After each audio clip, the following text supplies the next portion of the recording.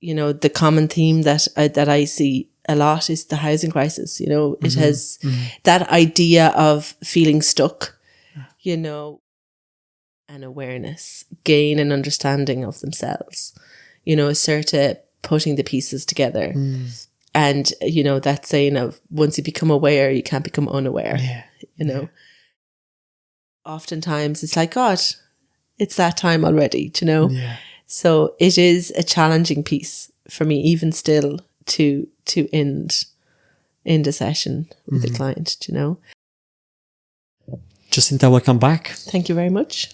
In the last episode, we're talking about your journey through becoming a therapist, deciding to go and do the course, doing the course, and then finishing.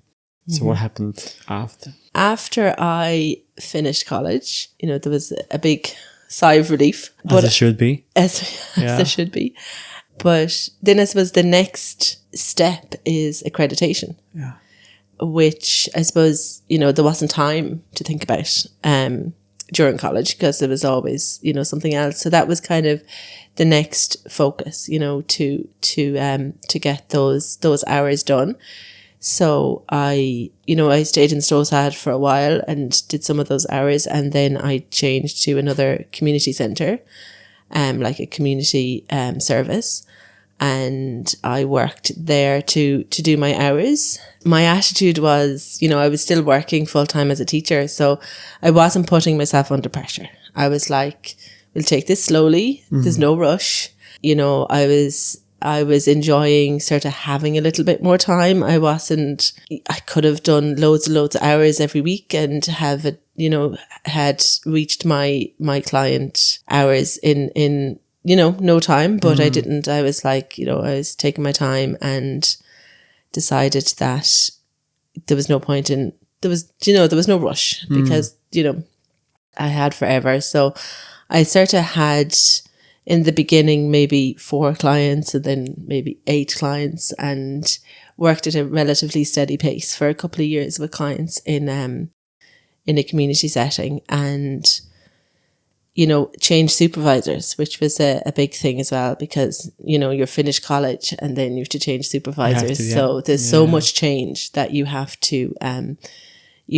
sort of get used to, and you're developing a relationship with a new supervisor. And so even though you still have supervision, you don't have college, because when we were in college, you know, every week we went back in and part of the work was talking about the client work. Yeah. You know, be it confidential space. In a confidential space, be it in a group setting, or just bringing your client work into the theory aspects. You know, the theory informed the client work and the client work informed the theory. Yeah.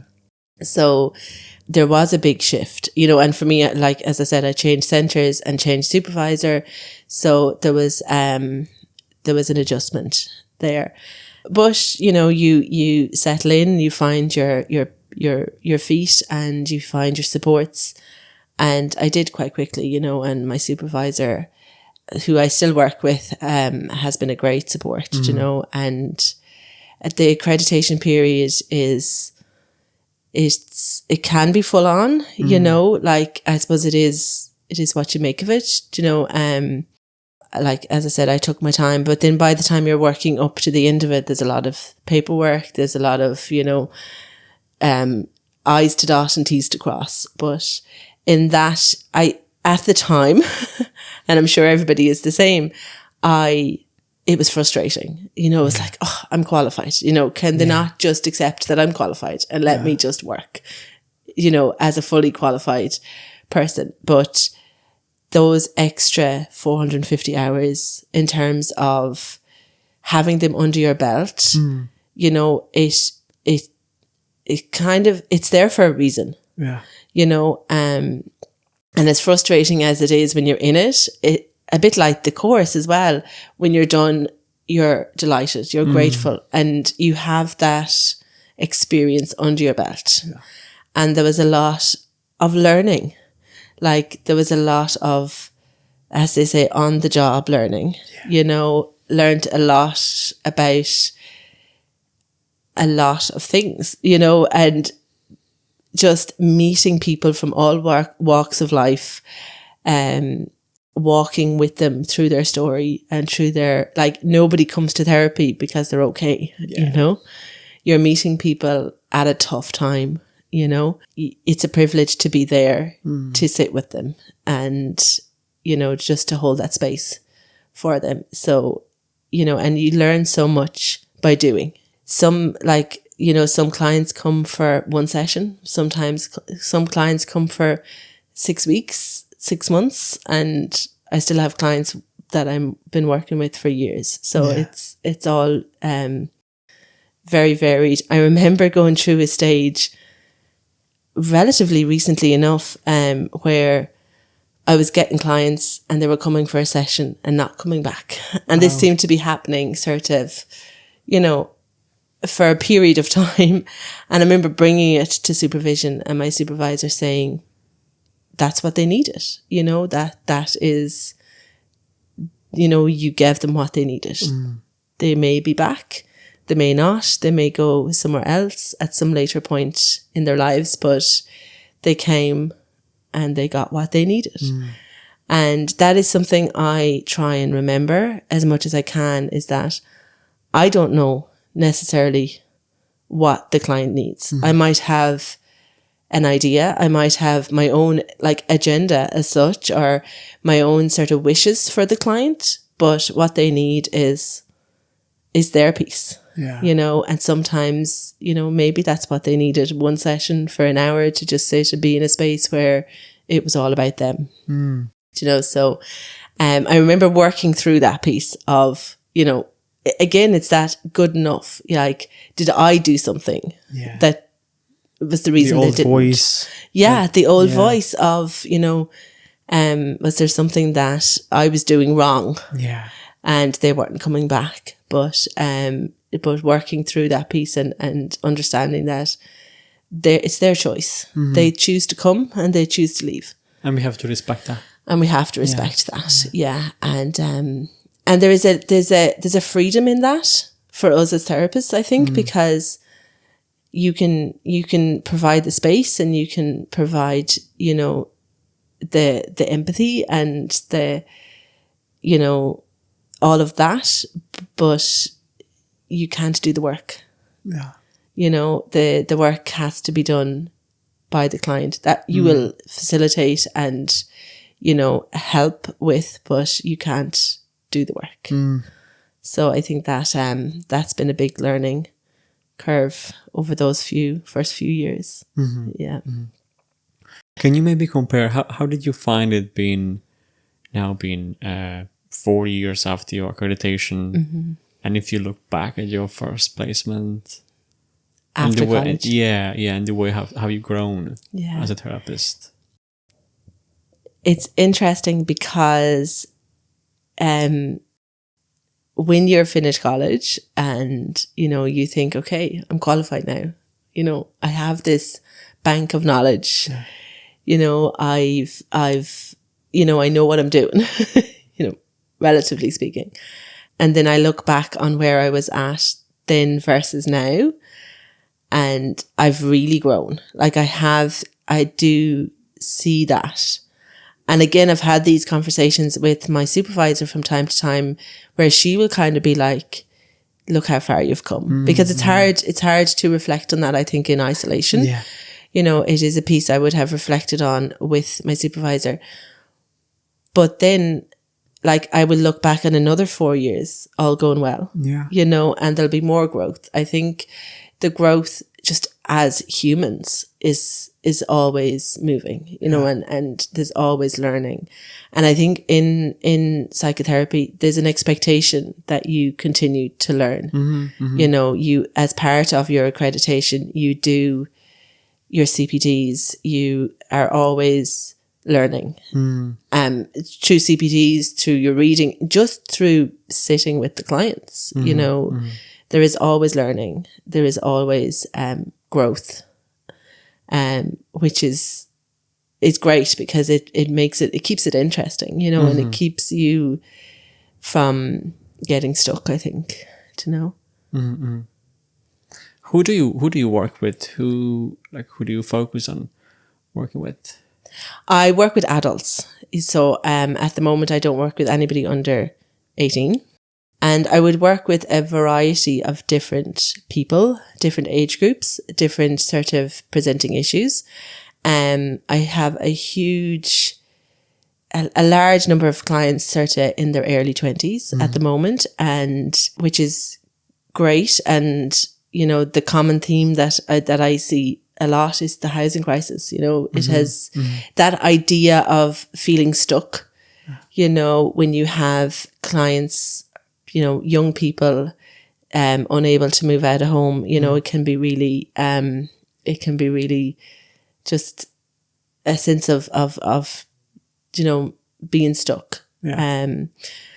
But yeah, no, I work with a lot of different people, but I have a particular interest in working with people from the neurodiverse community. I'm very passionate about providing a space for everybody. And I'm very passionate about the idea that there is no right way to do therapy, and that therapy, that everybody can access therapy in whatever way suits, whatever way that looks like, that there is no, so, you know, because of my experience of working with people with special needs, I'm very interested in providing therapy for people with special needs and their families. You know, I think that support is needed. Everybody deserves a space to be heard and to be understood, and to just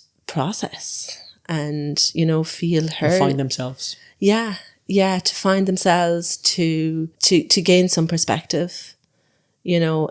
So yeah, I think part of my work is it's very individual for everybody, you know. So it's less about the sort of presenting issue, and it's more about the dynamic between me and my client, you know, in whatever that looks like, because no two people are the same, and no two, you know, interactions are the same.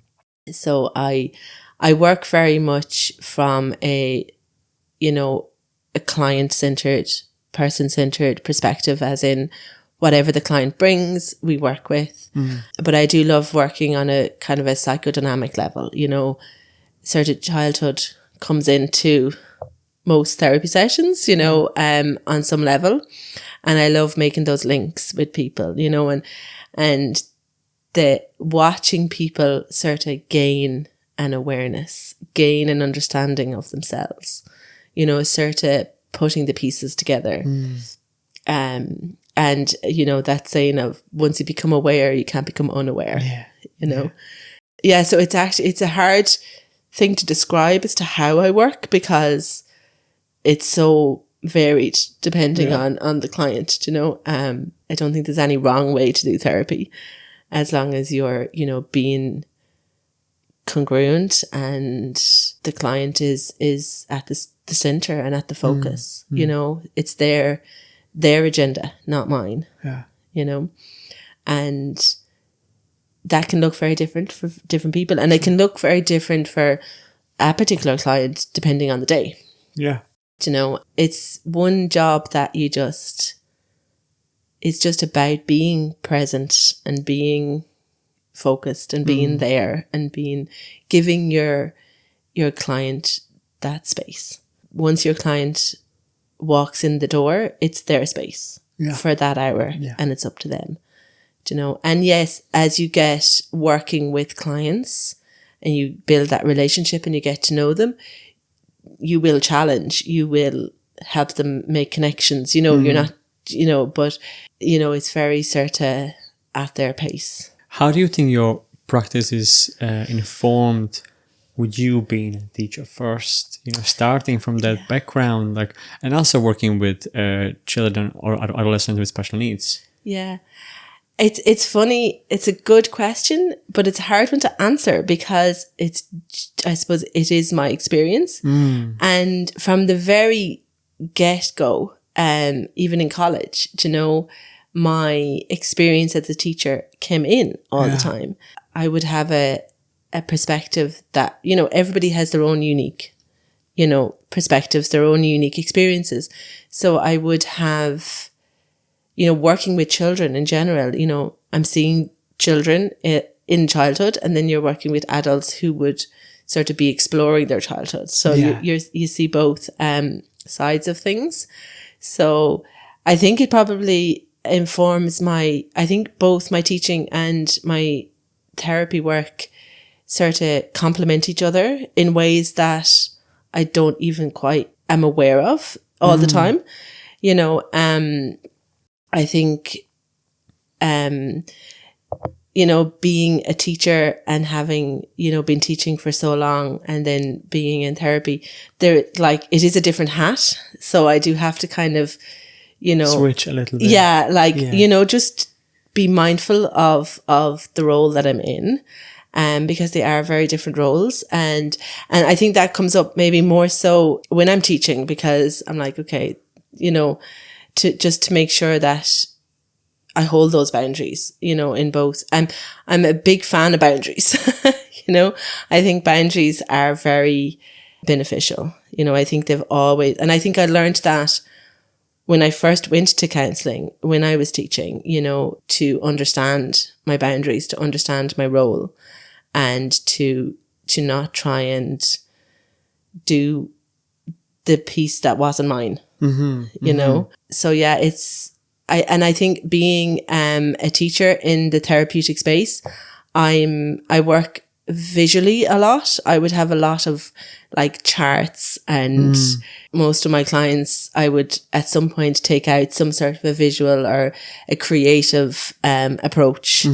Like I did a careers day in my daughter's school last year, and you know, I had all these visuals, and the teachers were really impressed with the visuals, and it was lovely. It was great to talk to the students about psychotherapy as a career, but I brought along all my different sort of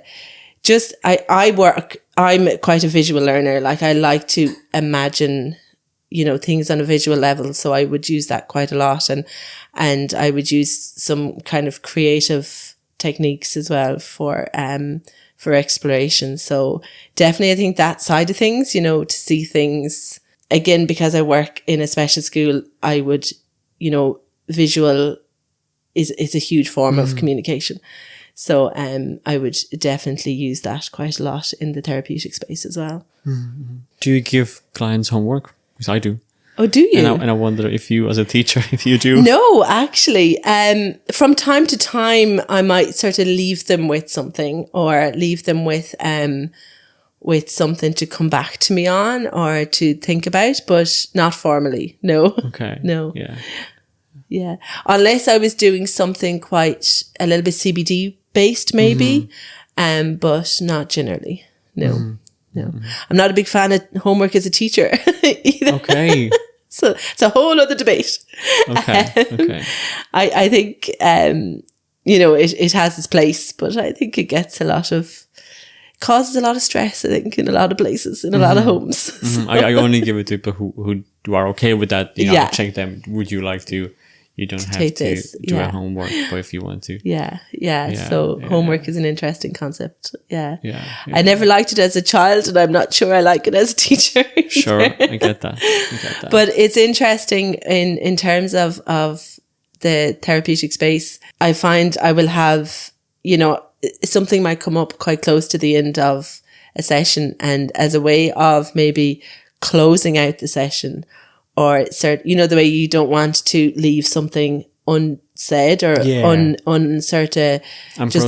unprocessed. So sometimes I might, you know, we might say, you know, we'll, you know, sit with that for the week, and you know, come back to me on it next week, you know, or whatever that might look like, you know, which can be a nice way of sort of closing up a session without feeling like something's been left undone. And when you finish your accreditation hours, did you stay in the community counseling setting? No, once I finished, and it kind of all happened organically, when I finished my accreditation hours, I set up in private practice. And again, it was a big decision because, you know, when you're in private practice, it's all up to you. Yeah. When I was working in the community, you know, I was given clients and, you know, I just arrived, did my work and left, and, you know, everything else was kind of taken care of,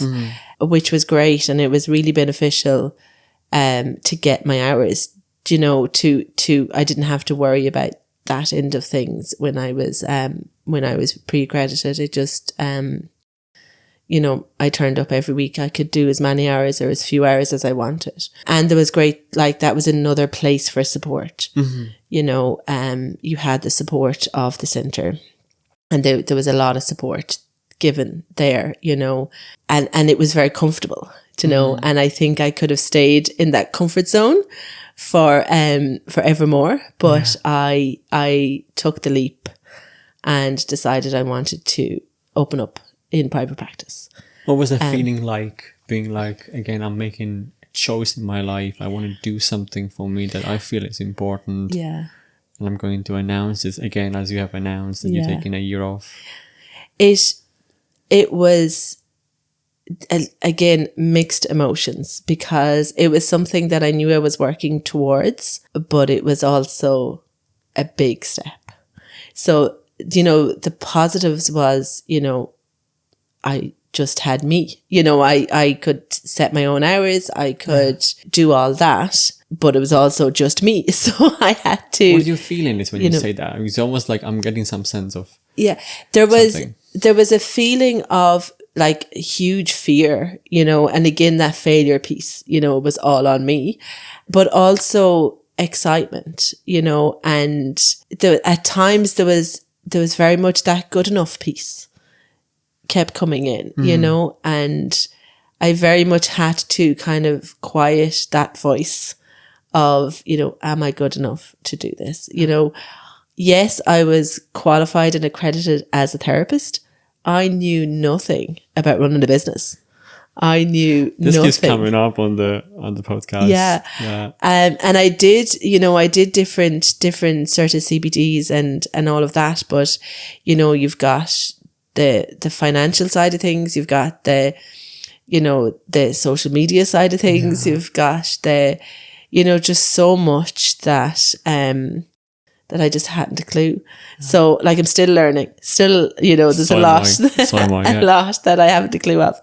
But I suppose the first step was I found a really nice space to rent, and I love it. And it's a very private, cozy space. And I'm there, my clients come to me. There is, you know, it's very, very, it feels very safe. So where are you based now? So I'm in Blanchardstown Village. I work out of a lovely little room in Blanchardstown Village. And it's just cozy. And I even love, like, if I have an hour, you know, between clients, if somebody's cancelled or whatever, I just love, it's a place where I do self-care, you know. I will sit and I will do something for myself. There's a lovely little coffee shop next door. You know, it's just a really nice space. It's really comfortable. It's really inviting, and it's a big space as well. It's, you know, there's plenty of room. There's a lot of, there's an additional space if you need it to be more creative. You know, there's a kind of like a little kitchen kind of space where if you wanted to do something creative, like, the space is there. So the options are endless. And I love it. And there is just, you know, I get to set my own hours. I get to, you know, work with the people that I want to work with. And, yeah, it's great. It's challenging because, you know, sometimes the phone doesn't ring, you know, and sometimes you're, you know, you're like, okay, this is a quiet week. What's going on? Yeah. So there's a huge piece of uncertainty as well. Like when I was working in the community setting, you know, my clients were always there and I was always really grateful for that. You know, there was a waiting list and there was always clients, you know, if somebody left, there'd be somebody, you know, ready to go. So now there's a lot of uncertainty, you know, and it's like, I do have to mind myself in that because uncertainty can get, you know, it can be overwhelming, you know, that just takes a bit of, you know, self-care and a bit of sort of awareness. But overall, it's nice to have your name to something, you know, and work on building something. It's exciting and I can take ownership of it, you know, and let it look like whatever I want it to look like, you know, and for right now, I'm really happy with that, you know. And again, like at the moment I'm working part-time there and part-time in school. So it's a nice balance. Down the road, I do hope to work a little bit more, like to train more and maybe work with adolescents. But that will be there's constant the next step. Yeah. And I think I don't know if that's just me or I'm constantly, you know, now that I've gone back to college and done the course, I do enjoy learning. So I'm always kind of like, oh, maybe I'll do this or maybe I'll do that. And sometimes it's like you could do everything. There is so much. And books to read, podcasts to listen to. You know, there is so much. So you kind of have to prioritize. Yeah. You know, in what you want to do, what you need to do. Yeah. And sometimes the clients inform that for you. I often find I will have a client that, you know, present with a certain thing and then you're going to have to, you know, go and inform yourself some more on that. And that is good. You know, that keeps you, keeps things fresh, keeps things. You're learning all the time. Yeah. And you're learning with a purpose. You know, it's going to help somebody. And you're not just, you know, getting your CPD hours done, you know, it's, there's purpose to it, you know. So what's the difficulties that you are working with clients? Again, it varies, but I find, particularly with a lot of my younger clients, this issue of the housing crisis has come up time and time again. And there's quite a lot of, you know, anxious feelings. And sometimes the universe has a way of bringing people to you that sometimes you just need. You know, grief is a piece that I'm working with at the moment quite a lot. And I've done some interesting CPDs recently as well around grief. And I think that grief and loss being a part of life, you know, can be the change and the uncertainty again, you know, comes up. So grief is something I really enjoy working with, in the sense that I find a lot of people can manage to move with grief rather than getting away from grief. You know, the idea of it doesn't go away. It doesn't even get smaller. You just kind of live with it and you learn how to kind of, you know, incorporate it into your life, because, you know, we grieve because we love and we don't want that to change. Yeah. So, you know, I've done a lot of work around grief, trauma. You know, most people will come in and it's interesting because somebody will come in the door and they'll think, okay, I'm here because of this issue. Oh yeah. You never know where it's going to go. A lot of childhood, like we all, you know, had a childhood. So we all, you know, have stuff to process in our childhood. So that comes in a lot, you know, and just different relationship dynamics, different experiences, you know. And sometimes, you know, we work with a lot of trauma, you know, a lot of childhood trauma, which is, you know, challenging, and it's a very important piece to work with very carefully. You have to be very, you know, careful, I think, but it's amazing what people can get through and work with, and how people can live very full, happy lives even when they have dealt with some difficult stuff. So I think therapy, you know, there is a certain magic. And it's very hard to be like, oh, this is what happens. This is the reason that this works. But there is a certain magic, you know, that I've experienced myself as a client as well, you know, and that you see your clients sort of come to that the healing change. part. The healing where something part. starts changing, and you maybe are not entirely sure what is it that you did, but you can see it and they can feel that. Yeah, absolutely. And it's lovely when you hear clients reflect on that. When you hear clients sort of reflect on where they were at when they started, you know, and versus where they were at different points in the therapy, regardless of what they came in the door for. You know, sometimes the reason they come in the door is very different to, you know, is only the tip of the iceberg. You know, so I work a lot with, I suppose, just with people and what they bring, you know, and there's very, it varies, but I think like anxiety is something that I think is huge at the moment, and sometimes it's just taking the power out of the name. Right. You know, like people can be like, oh, you know, it's my anxiety. And there's a lot of sort of giving the power to the name or the diagnosis, where like when I work through some of those sort of diagnoses with clients, it's about taking the power back and understanding that something like anxiety is something you can take the power back from, you know, and like I've had clients, you know, so overwhelmed by sort of negative thought cycles. And when they gain a perspective and they learn that, okay, my thoughts are mine. So therefore I can change them. You know, that simple kind of, it's not simple, but it sounds simple, but just sometimes just gaining that sort of the empowerment, just understanding that, you know, I don't have to stay in this place. You know, I can change lanes and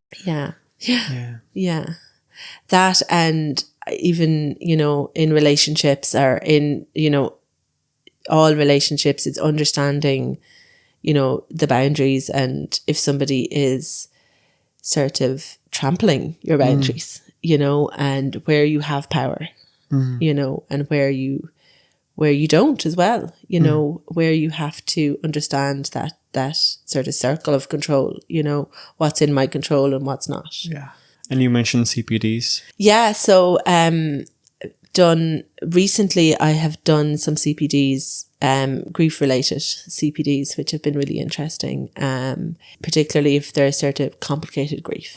You know, I think it's important, you know, death is part of life. So largely people can manage their grief without the additional support of maybe therapy.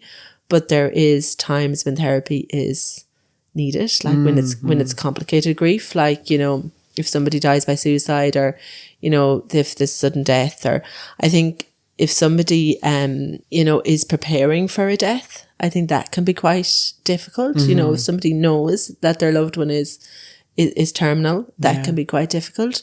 I've enjoyed those CPDs lately of sort of that grief element, and just you always learn something new.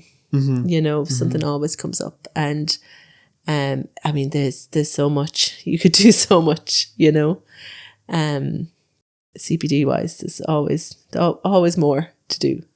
And you mentioned to me that you also are preparing. Yes, actually, CPD So course. I have, at the moment, again, it's that idea of sort of my two worlds. combining. So maybe you're bridging one to the other. Yeah, so I developed a CPD, supporting therapists working with adolescents with neurodiversity. How would you maybe describe to somebody who's listening now and maybe they know the word neurodiversity? How would you describe it? Neurodiversity, it is an umbrella term, so you would have a lot of different sort of diagnoses. I suppose I'm not a big fan of that word, but, autism, ADHD, Tourette syndrome comes under that. Things like dyslexia, dyspraxia. So it's quite a large umbrella term. ADD as well. ADD, yeah. And there's a few more that just won't pop into my head. But, and I suppose, working therapeutically, sometimes somebody, especially with autism, they might need a bit more structure. Mm-hmm. So, and again, everybody's different and it's about sort of following the lead of the client.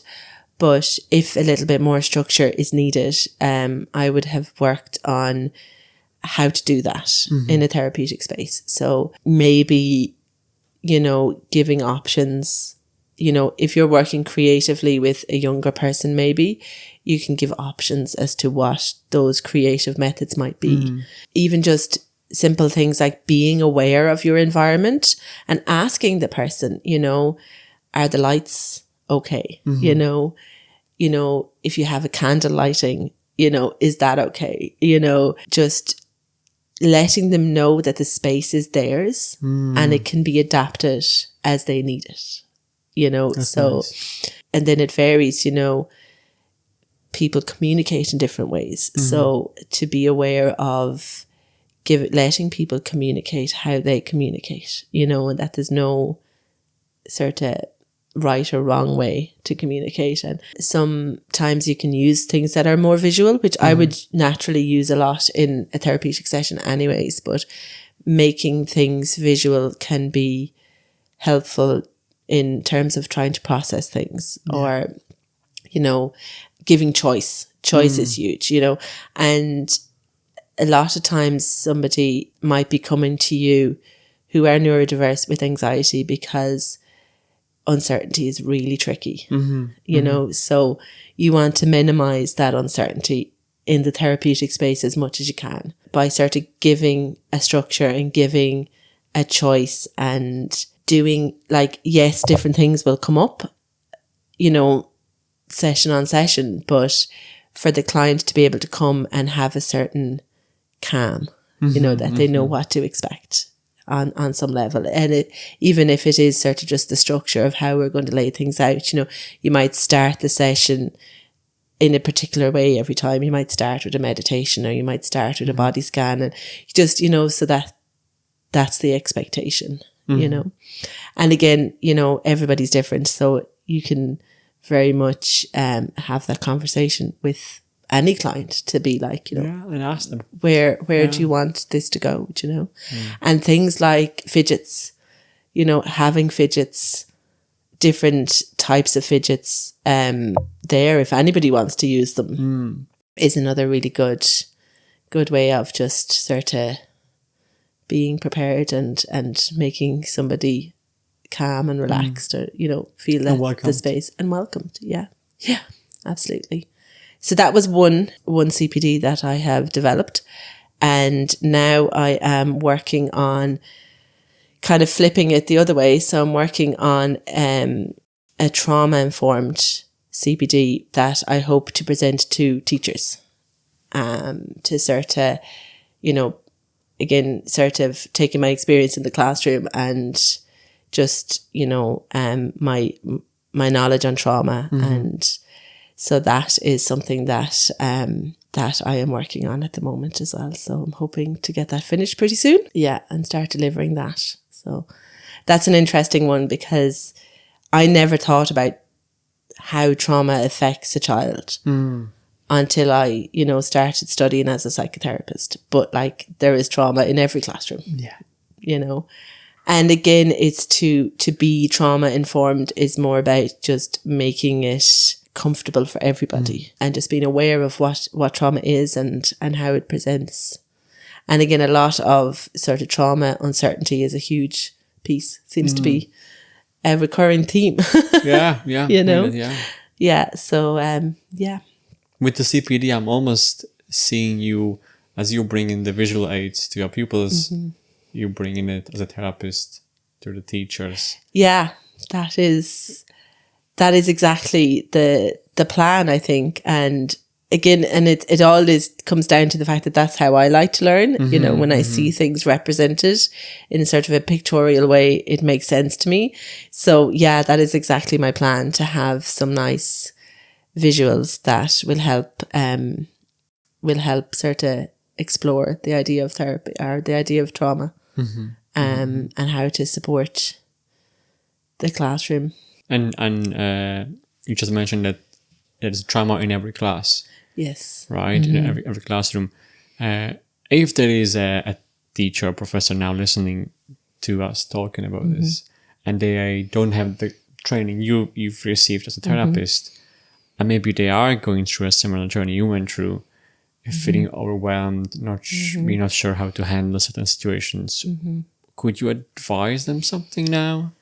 I think the biggest advice or the biggest learning that I went through was, you know, to do my bit and to know what that was. You know, to not, like, when you're a teacher, you know, services are very, you know, hard to come by. You know, there's a lot of kids with a lot of needs, and teachers fill a lot of gaps. You know, we fill a huge amount of gaps you know, we work hard to fill those gaps. And sometimes we fill those gaps and therefore they're filled, you know. Do you know what I mean? Like, if we're doing the job, then the services don't have to pick up the slack. But one of the things I learned as a teacher early on, when I did some work in counselling, was you can only do your bit, you know, and once you're doing your bit, that's enough. And sometimes it doesn't feel like enough, and sometimes it's really hard to step back and say, okay, that's all I can do, and to go home and to be, you know, to leave it in school. Yeah. The other piece, I suppose, in terms of a practical way, is I heard this phrase recently, and it's called, you know, sometimes attention seeking is attachment needing. Right. Okay. So if you have a child in your class that is constantly me, that they're looking for that attachment piece. But it's about you delivering that attachment piece in a way that works. And that's different for every classroom. You know, you're not, and maybe, you know, you will know as a teacher how to actually do that. But I think that rang true for me quite a bit. Those kids that are constantly looking for attention, you know, and that sort of phrase used to kind of have a negative connotation. Oh, they're just looking for attention. But if you think of it in a sort of a way of, but they're attachment needing, you know, there's a gap in that attachment.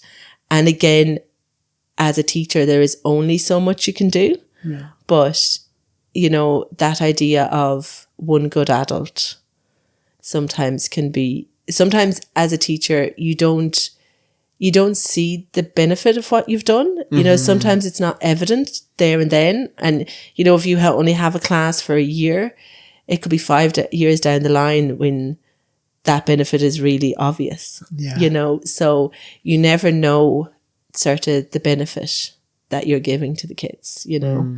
And sometimes it never feels like enough, you know, right. But it's that idea of, you know, it is enough. You are enough, you know. And yeah, I think I learned that the hard way, you know.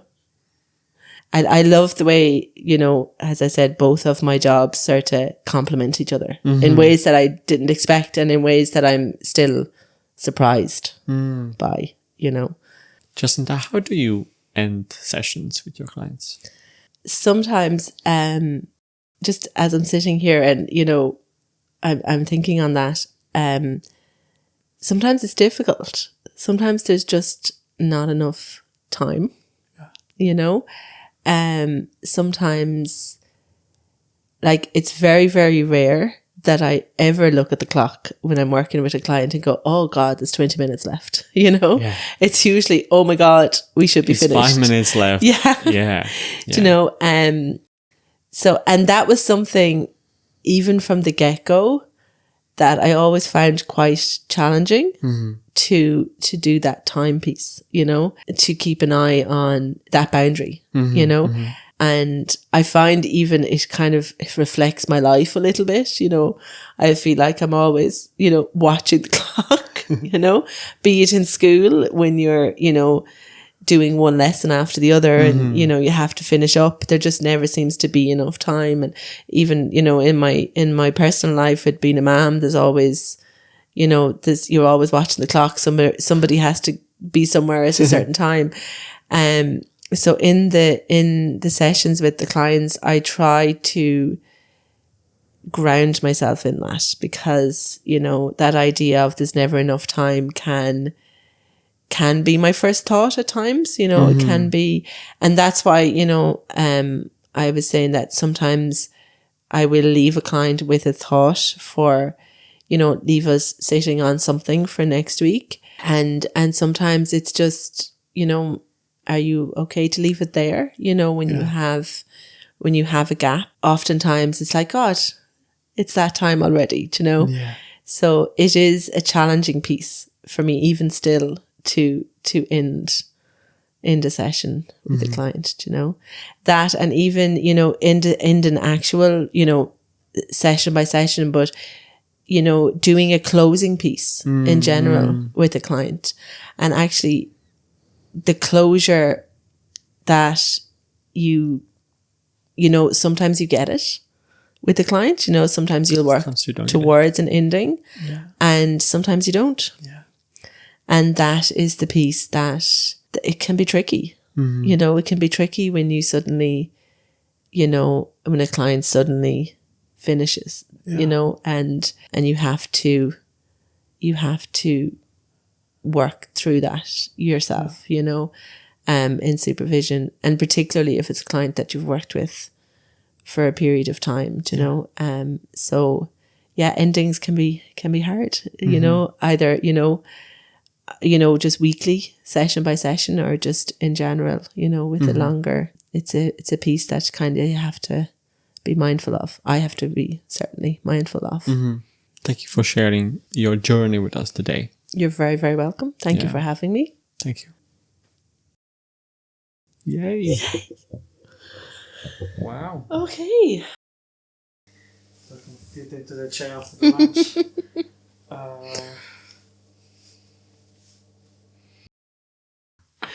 Oh my goodness. Yeah. I'd love if I could do that. I crack it like several times a day. I just love so much. I'm holding the space for you. Thank you. So